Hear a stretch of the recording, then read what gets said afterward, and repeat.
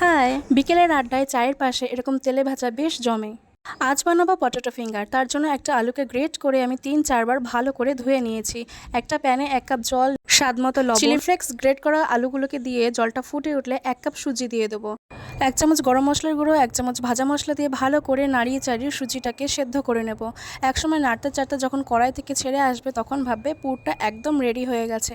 এরপর ময়েশ্চারটাকে লক করার জন্য কিছুক্ষণের জন্য আমি ঢেকে রাখবো।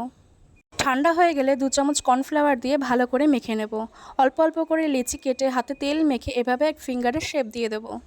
এবারে ২ চামচ কর্নফ্লাওয়ার, ২ চামচ ময়দা দিয়ে একটা ব্যাটার বানিয়ে নিতে হবে। তেল গরম হয়ে গেলে সেই ব্যাটারে একটা একটা করে ফিঙ্গারগুলোকে চুবিয়ে ভাজতে হবে লাল লাল করে, এপিট ওপিট মুচমুচে করে।